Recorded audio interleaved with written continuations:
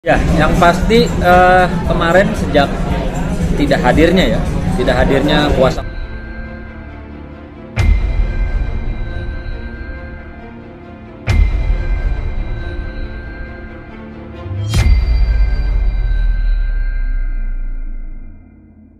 hukum Mbak Vena maupun Mbak Vena ataupun perwakilannya di Majelis Hakim, di mana Pengadilan Agama Jakarta Selatan telah resmi memanggil secara patut dan layak.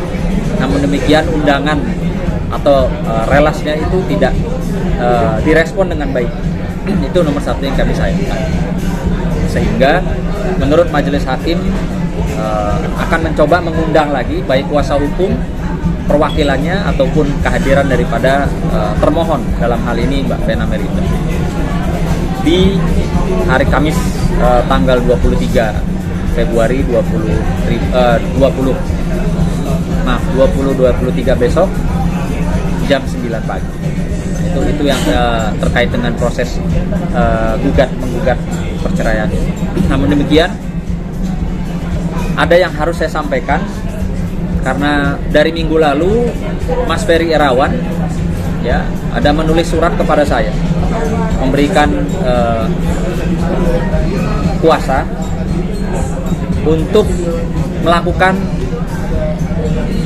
upaya-upaya termasuk upaya hukum keras, dalam hal ini melaporkan Vena apabila apa yang diminta oleh Ferry tidak diberikan oleh Vena. Ya, jadi saat ini sedang kami persiapkan apa-apa saja. Ya, Mas Ferry kemarin kasih saya list daftar, dan ketika itu tidak diberikan oleh Vena, maka tidak menutup kemungkinan kami akan melakukan upaya hukum, yaitu melaporkan Vena dengan dugaan tindak pidana tentunya. Itu yang saat ini bisa saya sampaikan sebentar. Memang listnya apa aja, Pak? Ya. Listnya apa aja? Ada, kami sedang sedang pelajari list-listnya, yang dimana kalau memang itu tidak diberikan ya oleh Vena, maka adanya dugaan pelanggaran pidana itu jelas, dan kami tidak segan untuk melaporkan. Salah satunya mungkin? Nanti saya kasih infonya. Kalau untuk melaporkan itu emang pas ntar di tanggal berapa? 23 atau pas sebelum itu?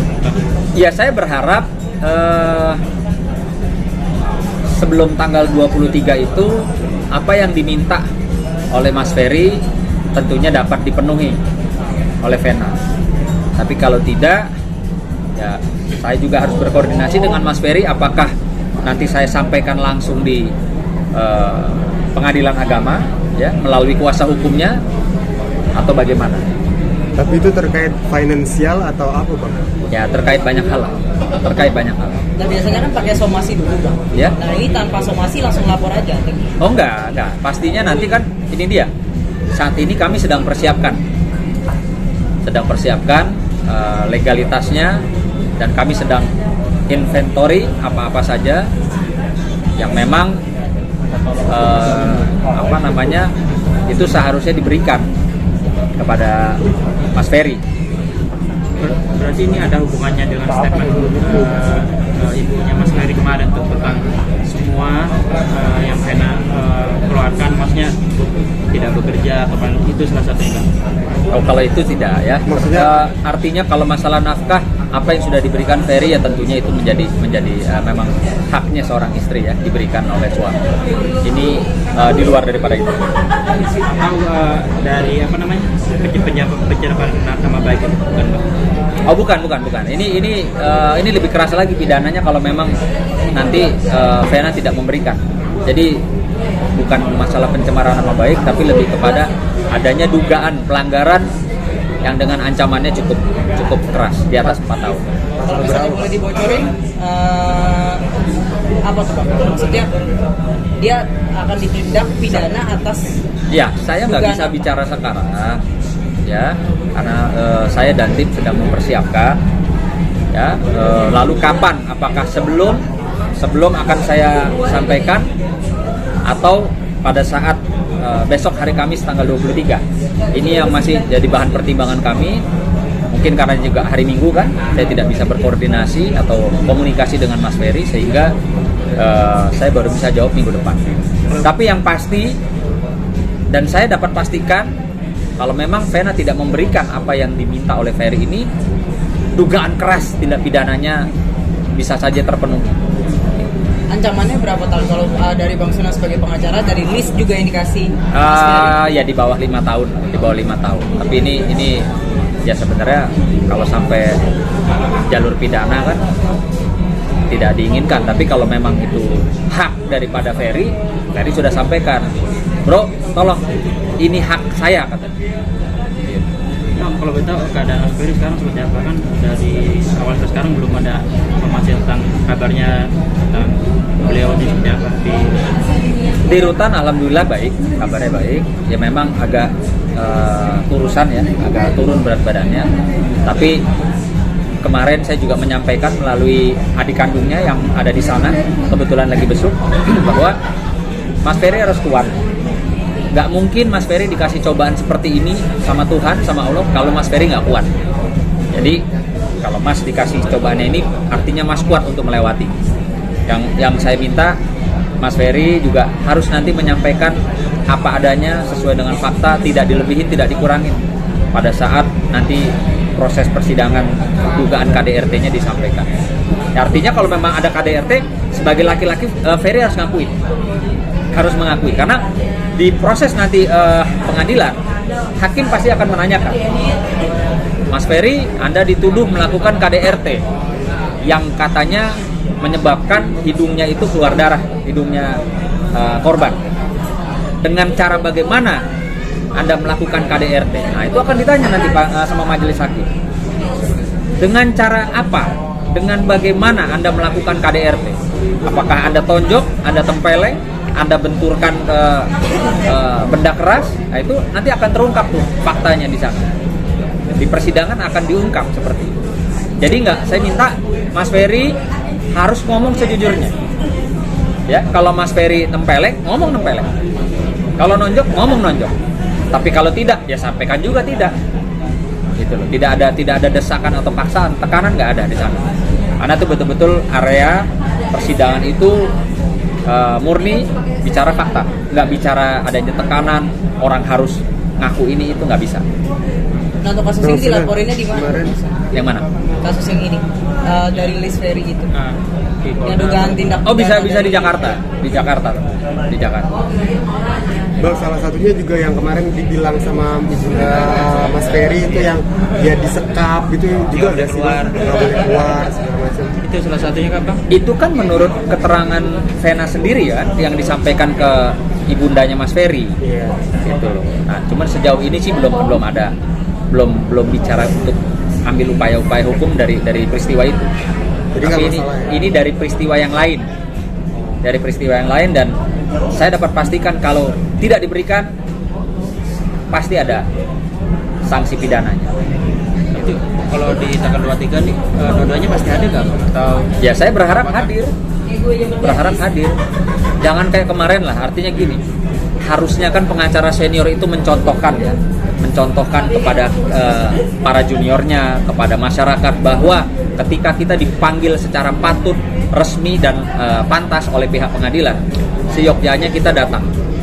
Ya, katakan ada kesibukan lainnya yang lebih penting, mungkin bayarannya lebih mahal, paling tidak kirim orang. Ya, kan banyak, ada asistennya, ada partnernya. Ini kemarin kan sama sekali nggak ada.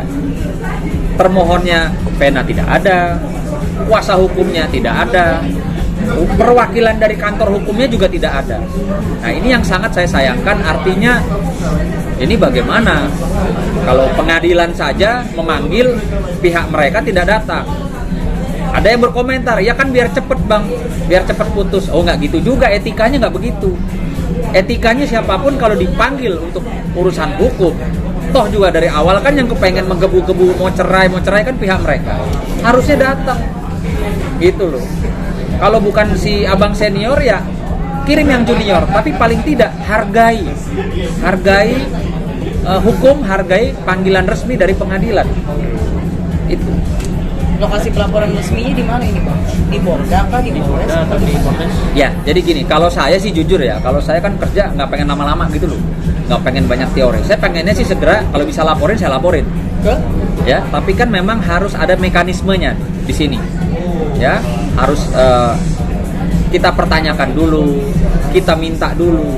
Kalau nggak dikasih ya sudah. Artinya tidak ada jalan lain. Ya, dan saya yakin kalau pengacara senior harusnya bisa, namanya penasehat hukum. Kalau penasehat hukum tuh bisa nasehatin kliennya. Waduh, Bu, ini mungkin bahaya nih, segera deh diselesaikan. Jangan malah sebaliknya dibilang udah tenang, nggak ada masalah, kita lawan. Ya nanti kita coba aja, kita uji gitu. Nah, tadi katanya mau minta dulu ada mekanismenya. Sudah diminta belum? Belum. Karena kan kemarin baru saya diberikan, sehingga saya sedang mendata. Kami sedang mendata. Mintanya kan lewat mana? Lewat Bang Sunan ke pengacara? Iya, lewat saya. Ya bisa nanti. Tapi kan pengacaranya tidak mau berkomunikasi ya. Ya mungkin saya datengin sendiri nanti ke rumahnya. Untuk meminta apa saja yang diminta sama Mas Ferry. Kan berarti terkait laporan ini berarti fix belum tanggal 23 itu terjadi atau after setelah tanggal 23? Tanggal 23 itu besok kan hari Kamis itu agendanya persidangan gugatan cerai dari pihak kami. Artinya saya mungkin ya bisa pas nanti di pengadilan saya sampaikan langsung. Kalau ketemu sama Venanya ya kan bisa saya sampaikan langsung. Tapi kalau tidak mungkin sebelumnya atau sesudahnya. Tapi ini satu hal yang pasti, karena ada dugaan tindak pidananya keras gitu loh apabila tidak dipenuhi. Gitu. Nanti terkait laporan ini berarti udah fix, tidak ada istilahnya kalau di persidangan udah gak ada mediasi, masih udah fix, udah. Iya, kita kan hanya mengikuti saja. Mereka tidak mau ada komunikasi untuk mediasi, kita juga bisa seperti itu. Sudah terkait pernyataan dari Mas Ferry kemarin, ya sebenarnya itu Mas Ferry itu berkontribusi gitu dalam hal finansial, tapi yang diucap sebaliknya sama pihak Vena itu tuh kebalikan. Ini saya tuh sebenarnya dari awal sekali saya sudah punya buktinya di handphone saya, tapi saya nggak bisa kasih karena belum kita sajikan di pengadilan. Nanti setelah kami sajikan di pengadilan, kami akan kasih lihat kok. Kita akan buka buat teman-teman media. Nah, iya, maksudnya kalau emang terbukti akhirnya sebenarnya Mas Ferry itu dalam hal finansial itu termasuk pencemaran nama baik apa enggak sih yang dilakukan? Ya, saya rasa masyarakat tentunya juga tahu ya. Ketika Ferry dituduh, Ferry ini nggak ngasih nafkah, sementara dia bisa buktikan secara legalnya dia memberikan nafkah, ya artinya apa? Pencemaran nama baik, ya kan? Atau memfitnah orang. Nah, ini yang saya sayangkan. Pengacara senior harusnya tidak melakukan hal-hal seperti itu, nggak bicara seperti itu, nggak pantas lah gitu. Harusnya kan dia bagaimanapun Ferry itu adalah suami dari kliennya Vena, ya nggak perlulah dijatuhin, nggak perlulah direndah-rendahkan, apalagi terkait dengan hal-hal yang mungkin dia tidak tahu atau Vena tidak cerita. Kalau saya yakin si abang juga nggak tahu itu. Kenapa? Kalau tahu nggak mungkin abang itu ngomong si Ferry itu cuman modal doang, apalah mau kondo ini itu, nggak pernah ngasih nafkah. Mungkin Mbak Vena nggak ngomong. Nah, tapi kan ada rekam-rekam digital yang tidak bisa dielakkan, tidak bisa dihindari dan dapat dibuktikan. Rekaman-rekaman digitalnya itu kan ada, percakapannya itu ada, bukti transfernya itu ada. Jadi nanti kita lihat saja, gitu loh. Ya, ada rencana untuk proses hukum, Bang. Nanti kita lihat. Setelah kita sajikan, baru nanti kita lihat ke depannya. Penting nggak kita laporin atau nggak penting? Biar masyarakat saja yang menilai. Gitu.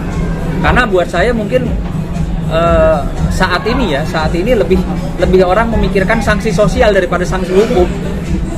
Gitu. Jadi nanti kita tinggal sajikan aja apa yang dituduhkan. Oh, maaf, ini buktinya tidak seperti yang Anda tuduhkan. Gitu.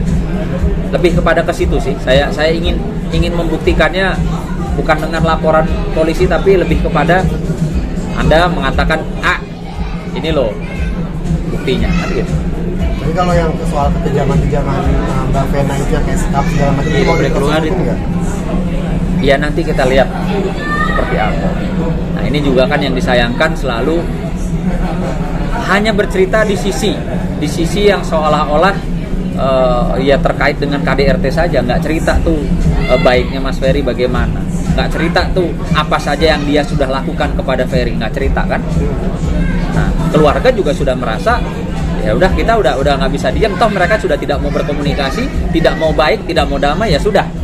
Anda menyerang, pihak kami juga bisa menyerang. Sudah jadi jatuhnya ke situ. Sebenarnya saya jujur ya, saya kasihan kalau ngelihat ada keluarga pasangan suami istri itu sampai kayak buka-bukaan, bongkar-bongkaran. Tapi pihaknya sebelah itu yang tidak memberikan kami opsi, ya mendengarkan kami saja tidak. Ya udah. Sekarang keluarga sudah siap. Kalau untuk buka-bukaan, ya untuk perang sekalipun, pihak keluarga menyatakan siap. Bahkan ngomong sama saya, Mas Sunan nggak usah upaya damai lagi, kita buka aja semua. Ya termasuk ini, termasuk yang sedang saya garap data-datanya adalah dugaan ya, adanya dugaan pelanggaran pidana yang bisa saja kami laporkan gitu. Berarti sidang perdana ini tanpa mediasi lagi ya Bang Sunan, tanggal 22 ya? Ya sepertinya gitu, nggak ada kan, pihak mereka juga nggak mau, ya pihak kita ya mengikuti aja, samalah sama-sama aja, biar imbang kan. Sana nggak mau, sini juga nggak mau kan gitu. Emang sini cowok apaan kan gitu. Penting dari pihak sini mungkin ya siap-siap untuk melaporkan ya. Ya saya rasa harusnya ya, dengan saya ngomong begini harusnya Vena tahu lah, harusnya Vena tahu. Oke. Ya. Oke. Oke. Oke, thank you Bang Ya, Sunan. makasih.